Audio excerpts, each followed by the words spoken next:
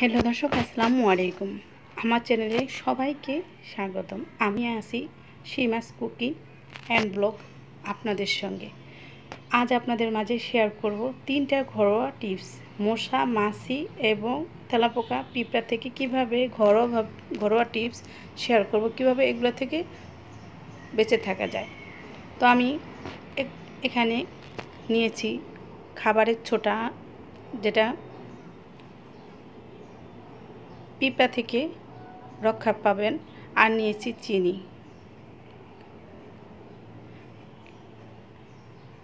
Baking সোডাটা নিতে হবে, যেটা আমরা বলি খাবারের ছোটা। তো আমি 1 চা চামচ করে চিনি আর খাবারের ছোটা, বেকিং সোডা দিয়ে দিব। বেকিং পাউডার না, বেকিং সোডাটা নিতে হবে। তো এই মিশ্রণটা ভালো করে মিশিয়ে যেখানে যেখানে পিঁপড়া আছে সেখানে ছড়িয়ে ছিটিয়ে দিতে হবে। তো আমি একেবারে সঙ্গে সঙ্গে এর কার্যকরটা আমি দেখিয়ে দিব। তো ভিডিওর সঙ্গে থাকবেন। 3টা ঘরোয়া টিপসে আমি আপনাদের মাঝে শেয়ার করব। তো এই যে আমার পিঁপড়ার যে মিশ্রণটা তৈরি করলাম মারার জন্য, সেটা আমার রেডি। তো এখন আমি এটাকে একটু ছড়িয়ে ছিটিয়ে দিব। একেবারে সহজে এই ঘরোয়া টিপসগুলো আপনাদের কাজে লাগবে। দেখুন, তেলাপোকা পিঁপড়া দিয়ে ভরা গেছে। আমার পুরো বাড়িটাই পিঁপড়া তেলাপোকা দিয়ে দখল করে নিয়েছে। তো আমি এখন ছিটিয়ে ছিটিয়ে দিলাম। আমি 20 মিনিট পরে আসব আর দেখব এটা আসলে কতটুকু কার্যকর ঘটে, সেটা আমি চেক করব। তো সাথে থাকুন ভিউয়ার্স, আর ভিডিওটা ছোট্ট একটু ভিডিও ফুল ওয়াচ করুন।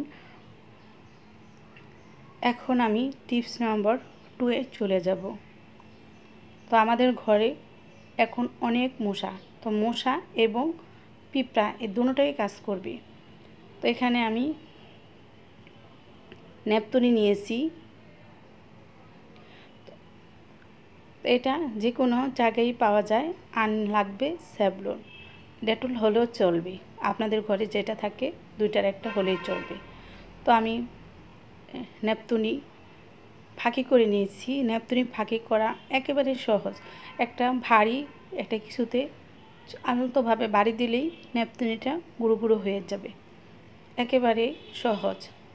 1 চামচ ন্যাপথলিনের সঙ্গে 1 চামচ স্যাভলন দিয়ে দিব। দিয়ে আর আমি হাফ কাপ পানি দিয়ে এই মিশ্রণটাকে তৈরি করব। ঘরেই করতে পারেন সহজ পদ্ধতিতে মশা তাড়ানোর উপায়। তো এটাকে আমি ভালো করে বোতলে ঝাঁকিয়ে তারপরে নিব। ভালো করে মিশ্রণটা মিশাতে হবে। দরজা জানলা বন্ধ করে স্প্রে করবেন, দেখবেন মশা ঘরে আসবে না। তো আমি বোতলে ভরে নিতেছি। তো আপনাদের ঘরে এরকম এখন কম বেশি সবার ঘরেই আছে এরকম ধরনের বোতল, কম বেশি এখন সবার ঘরে আছে। আর যদি না থাকে, এটা যে কোনো জায়গায় পাওয়া যায়, যে কোনো জায়গায় এই বোতলটা পাওয়া যায়, স্প্রে বোতলটা। দেখুন, আমি পিঁপড়ার মধ্যেও কিছুটা দিব ছড়িয়ে ছিটিয়ে। এটাও আমি দেখাবো একদম কতটা কার্যকর হয়। অতিরিক্ত পিঁপড়া আর তেলাপোকা দিয়ে আমার বাসাটা পুরো ভরা। এত ওষুধ দিই, তাও আমি কিছুতেই নিয়ন্ত্রণ করতে পারি না। যার জন্য এই ঘরোয়া টিপসটা আমি আপনাদের মাঝে শেয়ার করলাম, আর সঙ্গে সঙ্গে পিঁপড়াগুলো মরে গেছে। ভিউয়ার্স, টিপস নাম্বার 3 আমি চলে আসলাম। তো কিভাবে তেলাপোকা মারবেন সেটাও টিপস আমি শেয়ার করব। তো এখানে নিয়েছি ব্লিচিং পাউডার, যে কোনো ব্র্যান্ডের ব্লিচিং পাউডার হলেই হবে। আর এখানে আমি 1 কাপ পানি নিয়েছি, আর নিয়েছি স্যাভলন, যে কোনো স্যাভলন বা ডেটল হলেই হবে। তো 1 কাপ পানি আমি নিব। তো আপনারা চাইলে 1 কেজি পানির মধ্যে 1 কাপ ব্লিচিং পাউডার আর 1 কাপ স্যাভলন দিতে পারেন। যেহেতু আমি অল্প করব, সেজন্য আমি অল্প নিচ্ছি। আর এটা জীবাণু থেকেও রক্ষা করতে পারবে যদি বাইরে থেকে আসেন। সেমভাবে করলে এটা অনেক কার্যকর। এই যে আমি দিয়ে দিলাম।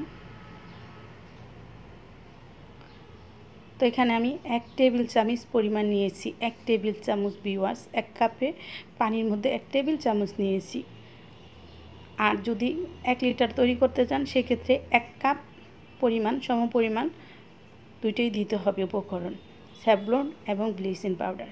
তো এইটাকে আমি ভালো করে মিশ্রণটাকে মিশাবো আর আমি মিশ্রণটাকে মিশিয়ে তারপরে আমি দিয়ে দিব কোনা খামচির মধ্যে, যেদিকে তেলাপোকা বেশি আসে সেদিকে। তো আমার চাউলের ড্রামের নিচে অনেক তেলাপোকা, সেখানে আমি দিয়ে আমি সকালে ভিডিওটা শ্যুট করব। এখন আমি তৈরি করে স্প্রেটা মেরে রেখে দিব। তো আমি চলে আসলাম, যেই পিঁপড়া মারার ওষুধটা আমি তৈরি করেছিলাম সেটা আমি দিয়ে দিয়েছিলাম। দেখুন কিভাবে পিঁপড়া মরে ভ্যানিশ হয়ে রয়েছে, একেবারে সব পিঁপড়া মরে গেছে। আর পিঁপড়া মরবেও এবং পিঁপড়া আসবেও না। এই উপকরণগুলা যদি আপনারা ঘরোয়াভাবে ট্রাই করেন। তো আমার 3টা টিপসই আপনাদের মাঝে শেয়ার করে দিলাম ভিউয়ার্স। আর দেখুন কি পরিমাণ তেলাপোকা মরেছে, দেখুন পরের দিন সকালে আমার এই ভিডিওটা করা। তো ভিউয়ার্স সবাই ভালো থাকবেন, সুস্থ থাকবেন। আজকের মতো আমি এখানে বিদায় নিব। আল্লাহ হাফেজ।